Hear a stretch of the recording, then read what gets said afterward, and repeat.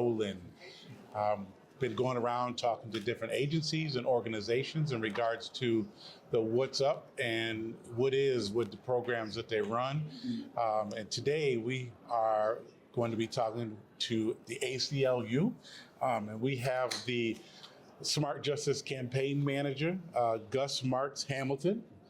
And we also have Anderson Curtis, who is the Senior Policy Organizer. And we're going to just go right in and please tell us first, what does ACLU stand for? Right, of course. So we're the American Civil Liberties Union.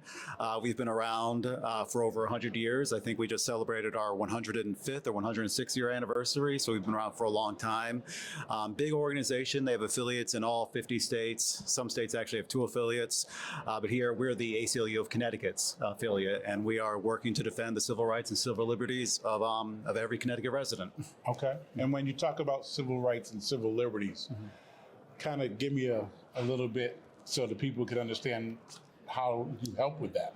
I mean, everything that you see in your Bill of Rights, which is your freedom of speech, freedom of religion, those are some things that we focus on heavily, particularly in the work that Anderson and I do right now is legislative advocacy around people who are living with a criminal record here in our state and making sure that they have access to housing and employment so they're able to support themselves and support their families.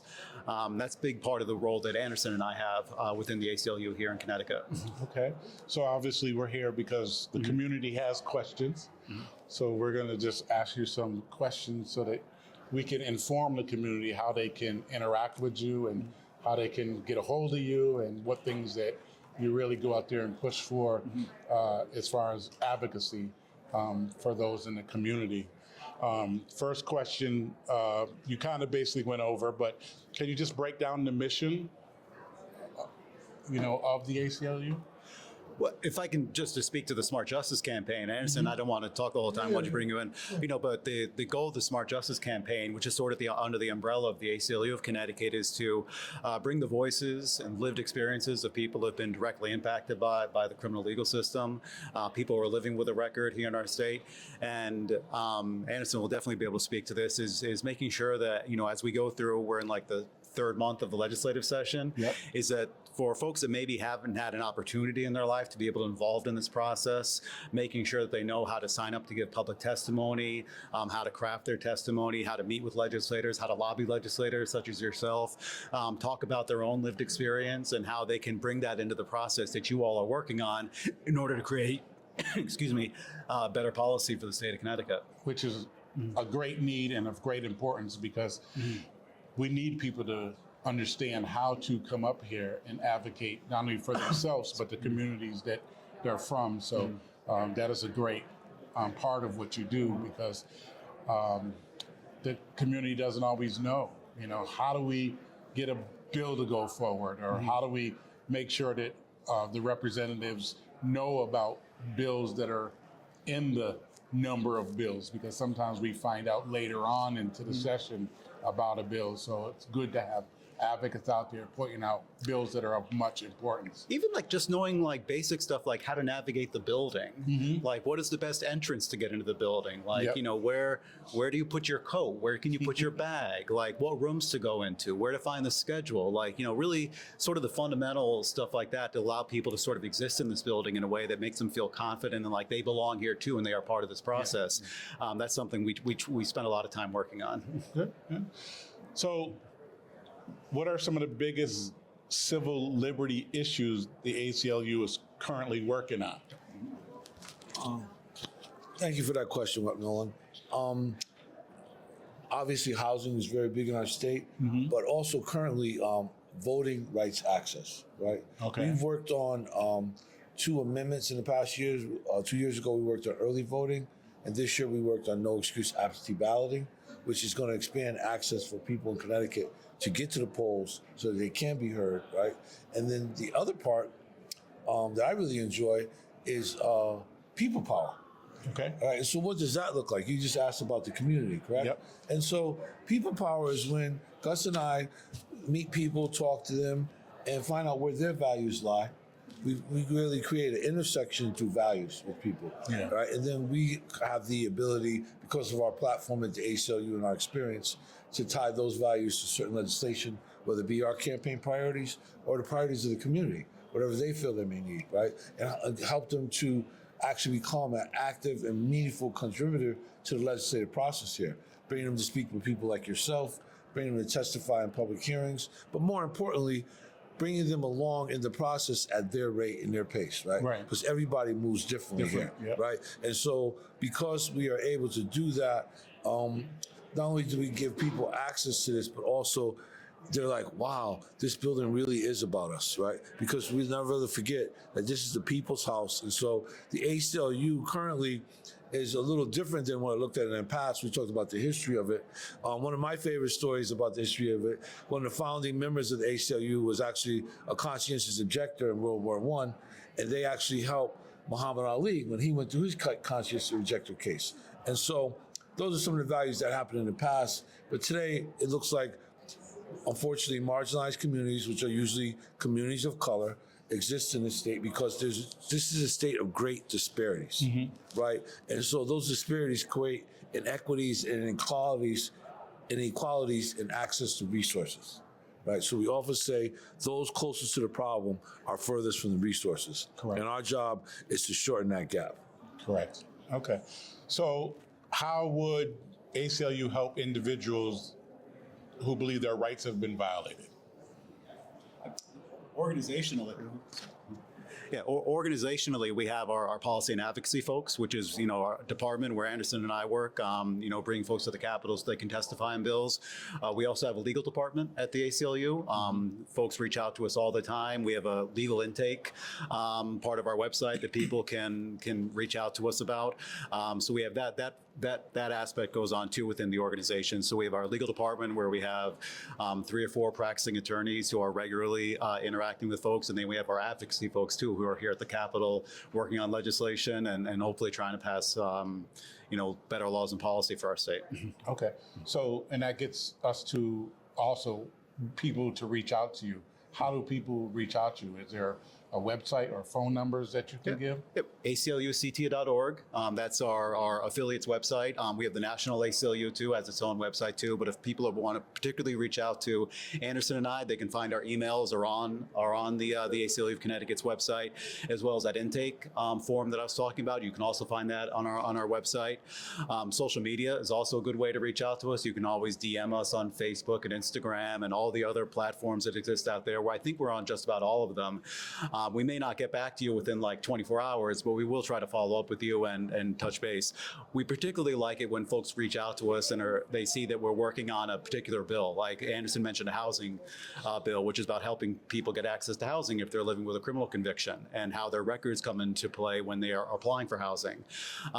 There's a lot of people in the state who have had experience with being denied housing because of their background, and those stories are really important. And we want legislators that sit on the housing committee, all the legislators here, to be able to hear stories like that and think about, how can we come up with policies that are going to help people that are struggling to find a place to live so they can support themselves, have stability in their life. What are the laws we can pass here to help make their lives better? And I think hearing from those folks is critical. So whenever folks reach out to us, whether it's through, like I said, they email us, they can call us on social media. We love to get folks involved. All right. So how do we help to bring people directly impacted into the legislative process through the ACLU?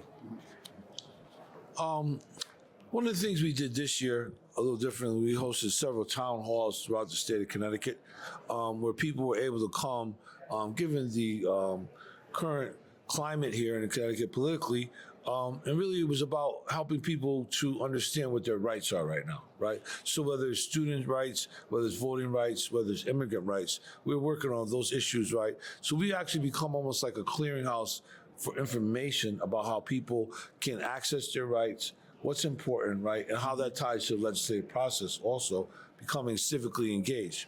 So, people are able to reach out to us, like Gus said, through social media and things like that. But more importantly, the real joy that I find in working with people is helping them discover the connection between what they believe and how they believe they can go about making change, right? And that one of the values that we hold near and dear to our hearts is your experience is your power. And so we don't need you to be an expert on policy. We don't need you to be an expert on anything really, but then only speaking your own truth, right? Knowing what you believe in, how that matters, and how you're going to say that to a person like Rep. Nolan. So, so that brings me up to that next question would be about how to advocate. How do, what is it like to be an advocate? I mean, how you know, explain the, how it feels and Right. and what it takes to do that. Right. So, you know, a lot of it is patience.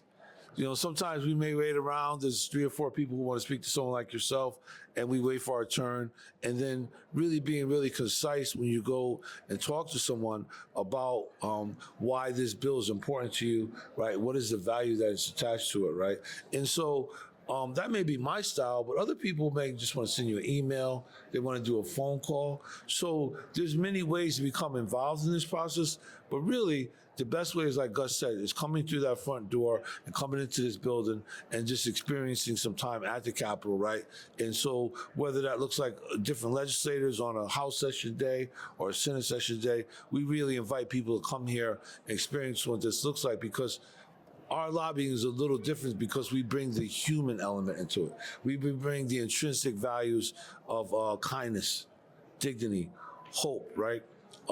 Housing is a basic human right? We talked about the humanity in many situations, and that really helps people to look at things a little differently. I'm not saying they're going to always vote the way we want them to, but at least they'll be able to hear the stories and what those stories make an impact on them. So what about people that are fearful to come forward? I mean, how do you reach those people? How do you get those people to speak out in regards to what they're going through when they're fearful?